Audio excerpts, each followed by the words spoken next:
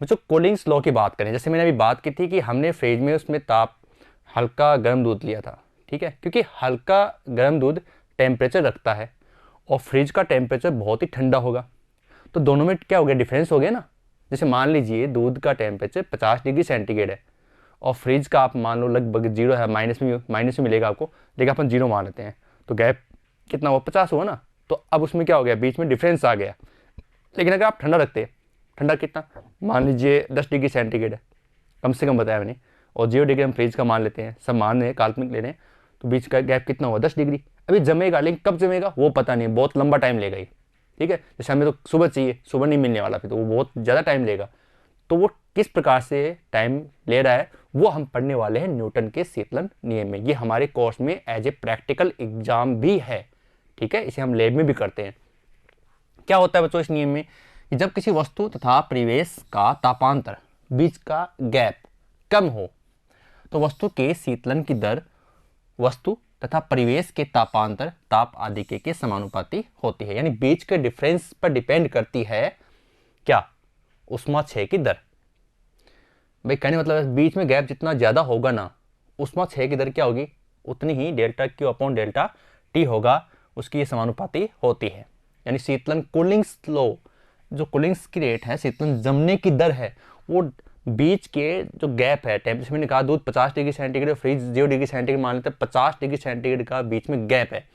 जितना गैप ज़्यादा होगा उतना उसका कूलिंग ज़्यादा होगा। और मैंने कहा अगर आप बिल्कुल ठंडा रख दोगे तो कूलिंग्स तो होगी, लेकिन पता नहीं कितने लंबे टाइम के बाद में होगी, 2 दिन में होगी या 3 दिन में होगी, वो पता नहीं है, ठीक है। चलो बात करते हैं बच्चों इस नियम के आगे कि यदि वस्तु का ताप हम मान लेते हैं T2 तथा परिवेश का ताप यानी बाहर जो वातावरण उसका ताप T1 है, तो उष्मा क्षय की दर क्या हो जाएगी, minus D Q upon D T. Minus क्यों लगाया, क्योंकि उष्मा का क्षय हो रहा है, तापमान में लगातार कमी होती जा रही है।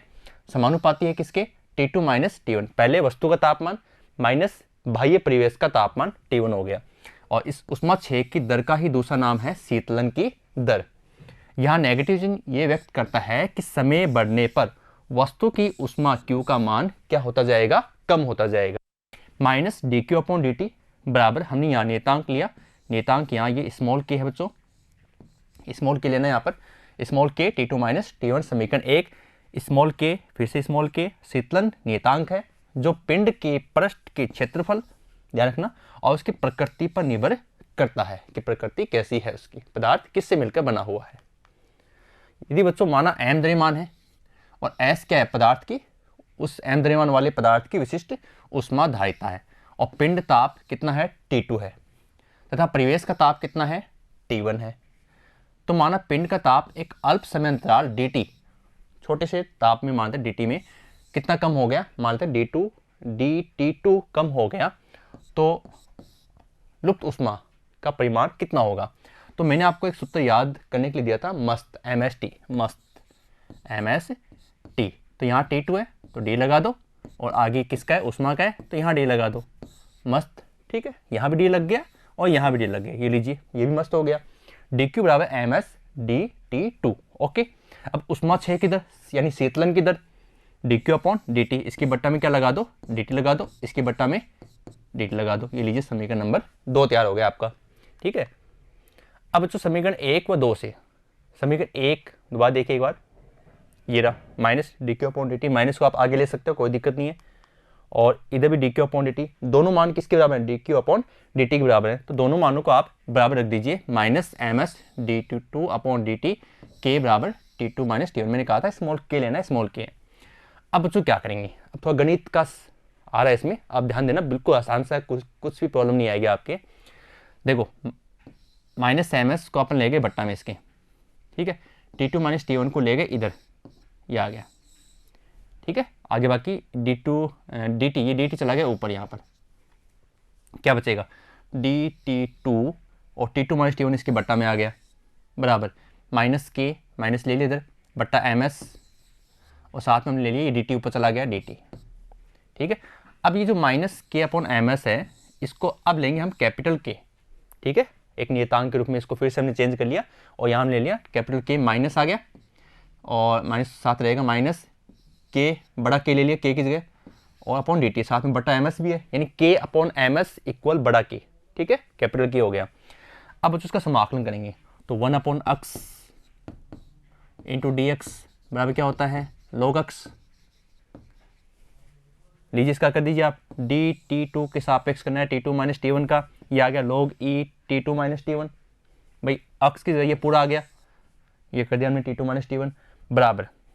अब इसका करना है देखो माइनस की यहाँ एक मान लो, क्योंकि t का तो कोई पद इसमें है नहीं, पद नहीं है तो वहाँ एक मान लेंगे। और आपको यहाँ ध्यान रखना होगा कि अगर किसी संख्या का समाकलन किया जाता है तो उसका आंसर ही आएगा। जैसे यहाँ अगर एक है तो एक, यहाँ dx है तो एक गुणा x, ठीक है, बराबर x आ गया। ऐसे ही दो है तो बच्चों यहाँ आ जाएगा 2x आ जाएगा। ऐसे हमने कितना लिया है, हमने एक लिया है और आगे लिया dt, तो कितना आएगा ओनली t आ जाएगा। ठीक है, तो बच्चों यहाँ देखो हमने क्या किया, एक का तो क्या हो गया t हो गया, ठीक है, और इसको k का पता नहीं कितना होगा इसलिए हमने क्या कर दिया k डैश, यहाँ ले लिया k डैश प्लस समाकलन नियतांक। आप जब मैथमेटिक्स फिजिक्स पढ़ोगे उसमें आप देखना समाकलन नियतांक सूत्र के बाद में लग जाता है। तो ये आ गया minus k dash t plus c हो गया समीकरण नंबर 4। अब बच्चों इसको दुआ देखते हैं। अब देखो ये जो एक स्टेप है इसको मैं आपको एक और चीज़ आपको बताता हूँ। जैसे अगर log a बराबर b है, ठीक है, ये लघुगणक थ्योरम होती है कि log e नीचे है, इसका प्राकृतिक है, तो a बराबर आप इसको लिख सकते हैं, सॉरी a बराबर इसको आप लिख सकते हैं e की पावर b। लघुगणक और चरघातांकी दोनों पद एक दूसरे के व्युत्क्रम होते हैं। log क्या होता है लघुगणक पद होता है और e क्या होता है चरघातांकी पद होता है। तो जब हम लघुगणक के पद का रिवर्स यानी पक्षांतरण करते हैं दूसरी साइड में तो वो चरघातांकी पद में बदल जाता है। तो ये जो e जो नीचे की ओर था ये ऊपर चला जाएगा और ये b पहले से और ऊपर चला जाएगा, तो यहाँ a बचेगा और यहाँ आ जाएगा EB।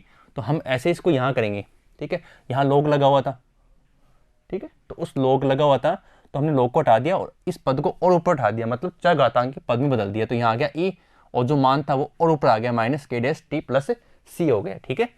फिर T1 को दे दीजिए तो ये आ गया T2 बराबर T1 प्लस, अब ये आपको फिर से कन्फ्यूज करेगा, इसको हमने टुकड़ों में तोड़ दिया। कैसे, जब आधार समान होता है तो घातें जुड़ जाती हैं, तो इसमें लिखा होता है e minus k dash t, ठीक है, और इसको हम लिख देंगे e की पावर c। समझ गए आप। जब आप दोनों को जोड़ोगे तो आधार समान है, तो आधार समान होता है घातें जुड़ती हैं। दोबारा करके देख लीजिए तो बराबर क्या आ जाएगा e माइनस के टी प्लस c, ये लीजिए।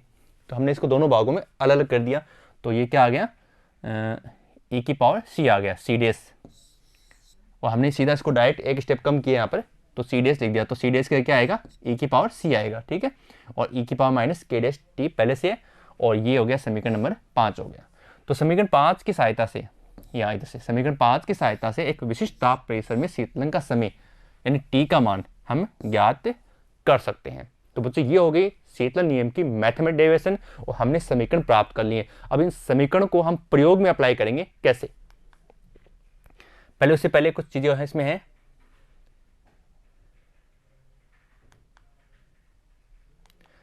अल्प जो तापांतर होता है बच्चों उसके लिए क्या होता है, चालन, सहवन और विकिरण के संयुक्त प्रभाव के कारण शीतलन की दर के क्या होते हैं वो अनुक्रमवाती होते हैं, यानी जो उष्मा का स्थानांतरण है वो भी डिपेंड करता है किस पर, शीतलन की दर पर। और किसी विकिरक से कमरे में उष्मा स्थानांतरण कमरे की दीवारों से पार होकर उष्मा क्षति अथवा मेज पर प्याले में रखी चाय के शीतलन में यह एक वैध सन्निकटन है। यानी चाय को हमने, जैसे मेहमान आ गए चाय रख दी, मेहमान किसी काम में लगा रहा तो चाय क्या हो जाएगी, धीरे धीरे ठंडी हो जाएगी, ठीक है। तो ये इस प्रकार से क्या होते हैं न्यूटन शीतलन नियम इन सब घटनाओं से हमें दिखाई देते हैं कि किस प्रकार से ये दैनिक जीवन में भी काम आता है। अब मैं बात कर रहा था प्रयोग की, हमने मैथमेटिक्स सूत्र प्राप्त कर लिया, अब इसको अप्लाई करना है हमें प्रयोग के अंदर। तो चलो बच्चों बात करते हैं। माना 300 ml जल है वाले विडोलक सहित उष्मामापी को 2 छिद्र वाले ढक्कन से ढक देते हैं। चित्र मैं आपको बाद में बताऊंगा, पहले बता रहा हूँ कि 300 ml का जल ले लिया और एक विडोलक है, विडोलक जो पानी को मूवमेंट करवाता है, अंदर से पानी में हम मूवमेंट कर सकते हैं उसकी सहायता से, कुछ इस प्रकार का होता है। और उसके अंदर उष्मामापी को 2 छिद्र वाले ढक्कन से हमने ढक दिया। पहले छिद्र में हम विडोलक को लगाएंगे और दूसरे छिद्र में तापमापी लगाएंगे, ठीक है। और साथ में सुनिश्चित करेंगे कि तापमापी में जो बल्ब लगाओ, जो नीचे जो छोटा सा एक हम जिसको बोलते हैं घुंडी टाइप में आता है वो जो घुंडी है वो जल में क्या हो जाए, डूब जाए, तापमापी का पाठ्यांक हम नोट कर लेंगे। यह पाठ्यांक T1 परिवेश का तापमान होता है। ऊष्मामापी के जल को इतना गर्म करते हैं कि इसका ताप, जो कक्ष ताप होता है 27 डिग्री सेंटीग्रेड, परिवेश ताप से लगभग 40 डिग्री सेंटीग्रेड अधिक तक पहुंच जाए, इतना गर्म उसको करना है। उसके बाद में ऊष्मा स्रोत को बच्चों हटा देना है और जल को गर्म करना बंद करना है। फिर अब भाई एक बार आपको गर्म करना, गर्म कर लीजिए, फिर आप क्या कीजिए, विराम घड़ी चलाइए। जैसे मैंने तो 1 मिनट के लिए गाया, ऐसा नहीं है, आप 2 मिनट के लिए कर लीजिए, क्योंकि वो तापमान जल्दी जल्दी नीचे गिरेगा, आप उसको डिफाइन नहीं कर पाओगे।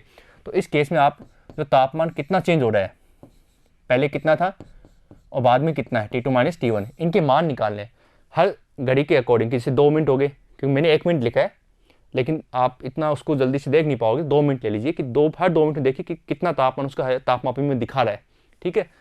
और वीडियो लग से दे क्या करें, उसको हल्का सा मोमेंट भी करते हुए तापमापी के पाठ्यांक को नोट करते रहें। जल का ताप परिवेश के ताप से लगभग 5 डिग्री सेंटीग्रेड अधिक रहने तक पाठ्यांक नोट करते हैं। भाई जिसे आप अंतिम क्षणों तक उसके मान को ले जाइए, ठीक है। मान लेते हैं कि प्राप्त पाठ्यांक T2 है। जो अब आपने मान नोट किया वो कितने आ रहे हैं, T2 आ रहे हैं, और पहले कितना था, T1 था। अब उसमें गैप निकालिए, डेल्टा T बराबर T2 माइनस T1। आपने जो कितना नोट किया, कितना था, अक्ष अक्ष पर क्या करेंगे, समय का मान, कितने समय में कितना हुआ। तो अगर जब हम इन समय के मानों के साथ जो डेल्टा T के जो प्रैक्टिकल मान जो प्रयोग किया हमने, वो जो मान हमें प्राप्त हुए, उसमें हम ग्राफ खींचते हैं, तो हमें इस प्रकार का ग्राफ प्राप्त होता है। और इस ग्राफ को हम कहते हैं शीतलन वक्र, यानी तापांतर और समय के मध्य खींचे गए वक्र को शीतलन वक्र कहते हैं, ठीक है। बिल्कुल आसान से ये हो गया वक्र। और ये होगी इसकी प्रायोगिक व्यवस्था कि इसके अंदर ये विडोलक था, जो मैं आपको बताया था विडोलक था, इसके मोमेंट करवाना है, ये तापमापी लगा हुआ है, एक तापमापी यहाँ लगा हुआ है, इसको गर्म करना है। गर्म करने के बाद में इनके पाठ्यांक नोट करने हैं। T1 तो क्या है, जो आपको बाहरी परिवेश का तापमान बताता रहेगा। T2 है जो अब गर्म करने के बाद जब इसको स्टॉप करोगे तो तापमान में कमी होगी, उस कमी को आप इसके द्वारा नोट करते रहोगे। उसके बाद में T2 माइनस T1 के मान आप अलग अलग 4 या 5 बार ज्ञात कर लोगे, ठीक है।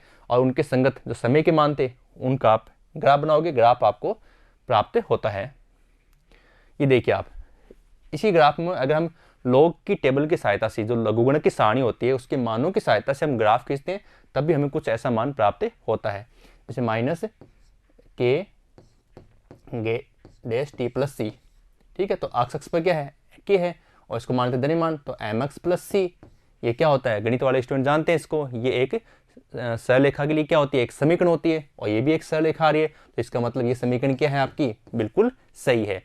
तो ये प्रायोगिक मानों से हमें प्राप्त होती है, जो गणितीय सिद्धांतों पर भी सत्यापित हो रही है कि ये बात सही है, ठीक है। ये गणितीय सिद्धांत हो गए यहाँ पर, ठीक है। तो ग्राफ से हम नोट करते हैं कि आरंभ में शीतलन की दर क्या बच्चों, उच्च होती है, तथा वस्तु के ताप में कमी होने पर यह दर घटती जाती है। उक्त प्रायोगिक व्यवस्था से हम न्यूटन के शीतलन नियम का सत्यापन आसानी से कर सकते हैं। ग्राफ खींचने पर निम्न चित्रानुसार ऋणात्मक प्रवणता की एक ये नेगेटिव है, पॉजिटिव क्या होती है, कुछ ऐसे सीधी जाती, तो ये ऐसे, तो पॉजिटिव होती है, ये क्या है, नेगेटिव है। ऋणात्मक प्रवणता की एक सरलेखा प्राप्त होती है जो इस समीकरण की पुष्टि करती है, जो मैंने आपको कहा ना कि एम एक्स प्लस सी सरलेखा वाले समीकरण का सत्यापन करती है, गणितीय सिद्धांतों की विवेचना करती है कि ये समीकरण क्या है, एकदम सही है। समझ गए आप। अब बच्चों न्यूटन का जो शीतलन नियम है उसके लागू होने की क्या शर्तें हैं, बिल्कुल आसान सी बात है। एक तो ऊष्मा का संचरण केवल विकिरण विधि से होना चाहिए, ठीक है। विकिरण विधि क्या होती है, जो निर्वात में भी गमन कर सकती है। वस्तुतः परिवेश का तापांतर कम होना चाहिए, तापांतर अधिक हो तो शीतलन की दर T24 माइनस T14 के समानुपाती होती है, इससे टेम्परेचर बहुत ज़्यादा बढ़ जाता है। विकिरण पृष्ठ आदर्श स्थिति के लिए क्या होना चाहिए, काला होना चाहिए, क्योंकि काले जो कृष्णिका होती है वो अच्छी अवशोषक या उत्सर्जक होती है। अब बच्चों इसमें न्यूमेरिकल है, एक एग्जाम्पल है और एक अपनी किताब का लास्ट का क्वेश्चन है, और दोनों ही सेम है। आप एक को समझ लीजिए और दूसरा आप खुद करने का प्रयास कीजिए। हालांकि मैं आपको बता रहा हूँ, लेकिन खुद करने का प्रयास करोगे तो बहुत अच्छी बात है। किसी बर्तन में भरे तप्त भोजन का ताप 2 मिनट में बच्चों कितना हो गया, 94 से 86 डिग्री हो गया। ये बच्चों ध्यान रखना, टेम्परेचर बहुत जल्दी गिरेगा, बस आप गर्म कर दोगे वस्तु को, फिर आप छोड़ दोगे तो तापमान क्या होता है, बहुत जल्दी गिरने लग जाता है, हो जाता है। जबकि कक्ष ताप बच्चों कितना है, 20 डिग्री सेंटीग्रेड है। 71 डिग्री सेंटीग्रेड से 69 डिग्री सेंटीग्रेड तक ताप गिरने में कितना समय लगेगा। इसने पहले बताया कि 2 मिनट में आप 94 डिग्री सेंटीग्रेड से 86 डिग्री सेंटीग्रेड टेम्परेचर डाउन हो रहा है। अब जबकि कक्ष ताप कितना है बच्चों, 20 डिग्री सेंटीग्रेड है। अब 71 डिग्री सेंटीग्रेड से 69 डिग्री सेंटीग्रेड तक ताप गिरने में कितना समय लगेगा, ये हमें बताना है। ठीक है, तो बच्चों अब इसमें देखते हैं 94 डिग्री सेंटीग्रेड से 86 डिग्री सेंटीग्रेड कितना समय लगा, 2 मिनट लगा। कक्ष ताप कितना है, T1 मान लेते हैं, कितना है 20 डिग्री सेंटीग्रेड है। अब dt अपॉन dt समय के सापेक्ष ताप में परिवर्तन बराबर के आ गया आपका शीतल नियतांक हो गया, तापमान T1 प्लस T2, भाई तापांतर निकालना आपको कि बीच का तापांतर कितना है, तो T1 प्लस T2 बटा 2 यही तो होगा, तो T1 प्लस T2 बटा 2 माइनस T नोट कक्ष ताप, ये तो हो जाएगा वस्तु का ताप कहाँ से कहाँ तक उसका औसत मान निकाल लें। समझे ना आप भाई, T माइनस क्या होता है, T माइनस T नोट होता है ना, और T का मान कितना हो जाएगा, औसत मान कितना है भाई 94 से 86, तो 94 प्लस 86 अपॉन 2 ऐसे निकालते हैं हम। फिर माइनस क्या कर देंगे, कक्ष का जो तापमान है, बाह्य परिवेश का जो तापमान है उससे कर देंगे 20, तो ये हो गया हमारा फॉर्मूला। और ये न्यूमेरिकल बहुत शानदार है, इस न्यूमेरिकल में आपको कहीं प्रॉब्लम नहीं है, बस ये सूत्र आप दिमाग में फिट कर लीजिए। ठीक है, तो dt तो कितना परिवर्तन हुआ ताप में, 94 माइनस 86 कितने समय में, 2 मिनट में, बराबर के नियतांक है, इसको हटाने की जरूरत नहीं है, इसका मान भी हमें नहीं चाहिए। क्या हो गया, T1 का मान 94, T2 का 86 अपॉन 2, ये हो गया औसत मान हो गया तापमान का, माइनस T नोट का मान कितना है इसमें, कक्ष ताप कितना है 20 डिग्री सेंटीग्रेड है। इसको सोल्व कीजिए, 94 माइनस 86 कितना आएगा, 8 हो गया अपॉन 2 आ गया के।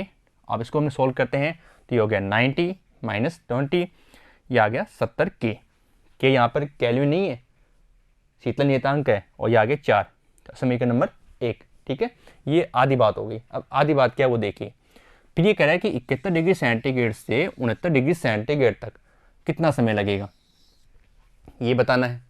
तो अब देखिए 71 माइनस 69 अपॉन टी सूत्र सेम है, बराबर ये टी आपको ज्ञात करना है, पहले में तो 2 मिनट थी बट अब हमें ज्ञात करनी है के 71 प्लस कितना है 69 है अपॉन 2 माइनस ये 20 डिग्री, फिर से क्या कक्ष ताप हो गया 71 प्लस 69 बटा 2 माइनस 20।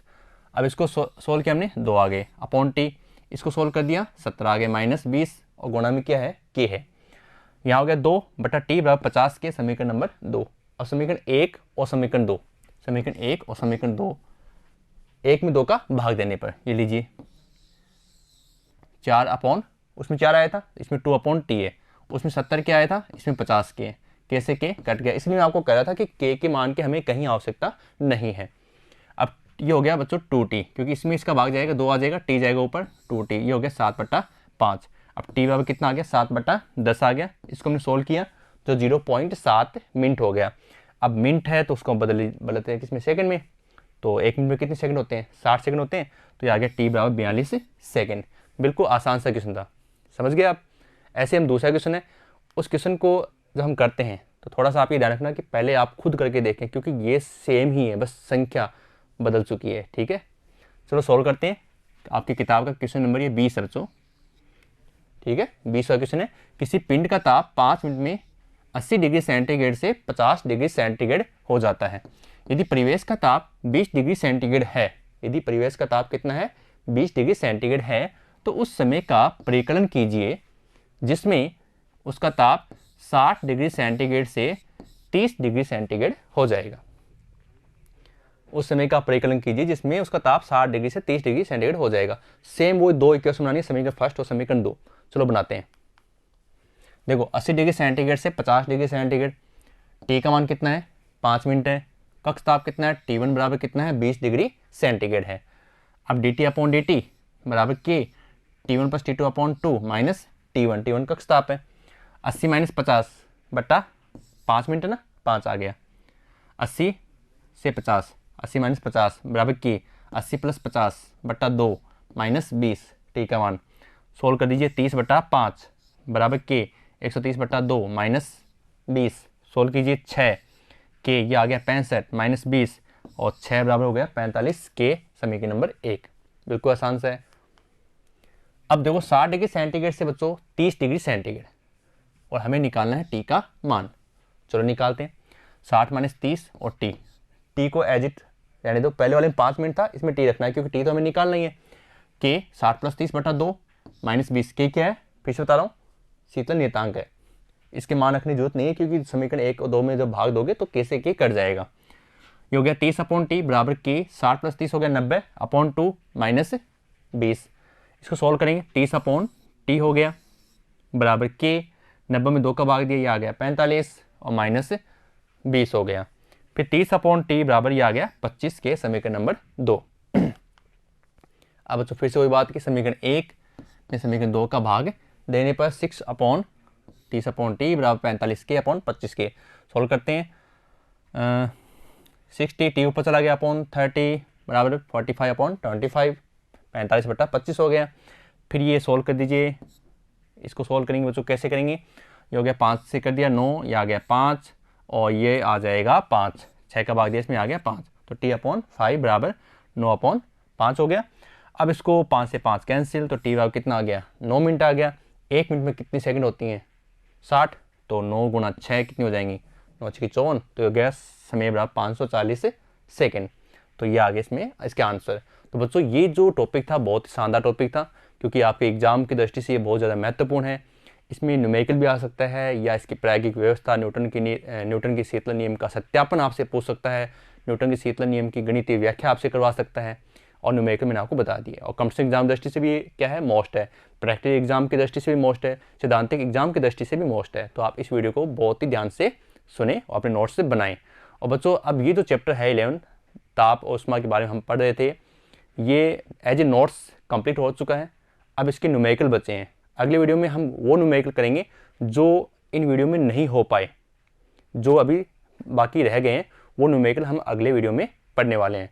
तो बच्चों मिलते हैं नेक्स्ट वीडियो में। धन्यवाद।